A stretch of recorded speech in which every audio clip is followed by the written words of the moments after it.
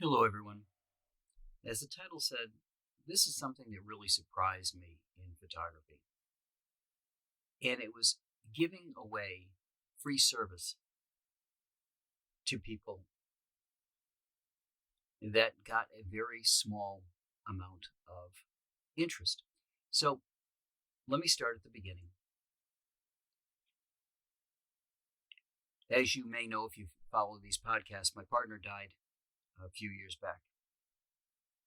About a year after that she passed, I wanted to do something that would honor her and do something that I thought needed to be done. Now, I had pictures of her, but I also had a lot of selfies. And it occurred to me that people who lost someone through an addiction or through a hate crime may only have selfies or something similar to deal with, or maybe it's just an old photograph that they've got. So my goal was to do some retouching and make those photographs newer, make them look better,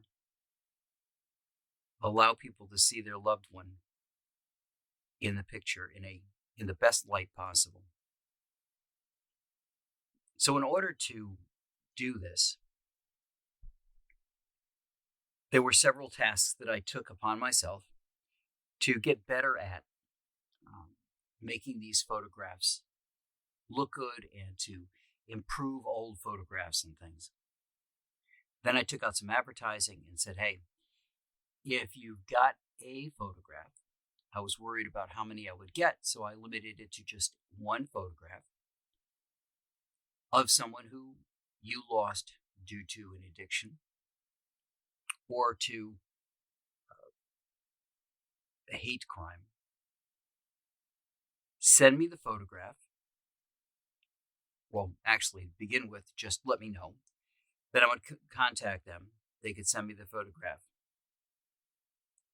I would then retouch it and send them back the improved photograph. In addition, if they wanted, I had a website that I was setting up, kind of a memorial site for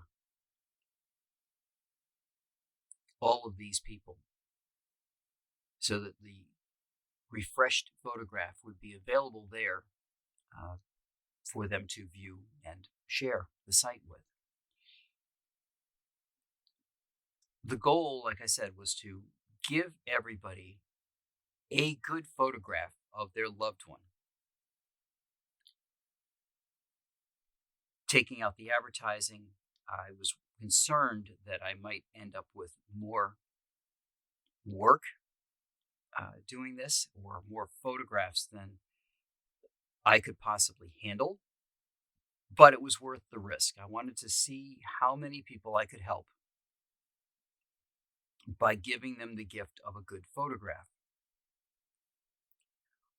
What I ended up with was a photograph that looked like it was maybe from the 70s, shot on Kodak film. So it had all of for anybody who's seen what those photographs look like, there's just a particular feel for the color that came out of those photographs that lets you know it was a Kodak print. And I had an older photograph that needed to be fixed. And that was it. So I over prepped, which is never a bad thing. You always want to be prepared for more than you're going to get. You don't want to be overrun, especially when you're doing something like this and you want to get out as many as you can. But at the same time, I was surprised. And it made me wonder if it was that people don't have photographs or don't appreciate them the way that they used to. I mean, if you look back at all the photographs in magazines and things like that, there was a long period where photographers could make a lot of money taking pictures for magazines, for example. And that's degenerated a lot into paparazzi crap. Just a snapshot of between two people, some star walks out of a restaurant or something, and not the old posed photographs that we used to have of these famous people. And I wonder if we just have a change in the way photography and photographs are viewed, that they just seem to be more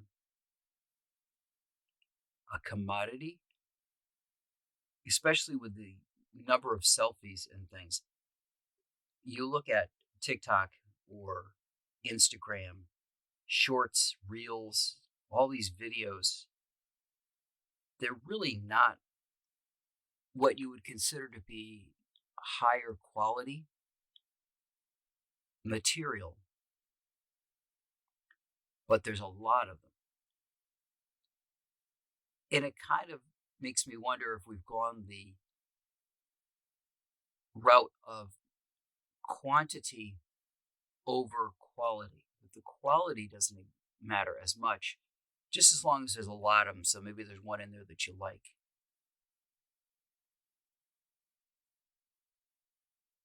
So I wonder, what do you guys think? Is photography still viewed as a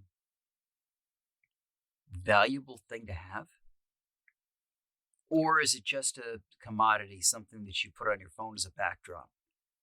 Something that just only has to look good on a little video screen and not something that would look good on even an 8x10 sitting on a dresser. So let me know what you think. Like I said, I was very surprised that running this thing I think I ran it for 3 or 4 months and only got the 2 photographs in. I got a lot of people passing the ad around. So if you have ads that are on Facebook, for example, when somebody shares it with somebody else, you can see all of that traffic. So I saw it getting shared, which again was making me very nervous that I was going to have an issue going forward, because if it's being shared around this much, how many photographs was I going to get? And it was disappointing to me because it meant I helped less people than I had hoped I would. Again, it was both in memory of Jacqueline as well as doing something in her honor. So I really wanted this to be seen. I wanted it to be something that people signed up for and had more of a reach and helped more people. And it surprised me that it did not. Maybe I shouldn't have been surprised. I don't know. You guys let me know in the comments what you think. I'm not sure, like I said, why it wasn't as popular as I expected it to be. But maybe I'm missing something here and you guys can let me know. But it really surprised me that putting out a free service for retouching and restoring photographs just didn't do very well. And I'll talk to you guys all next week.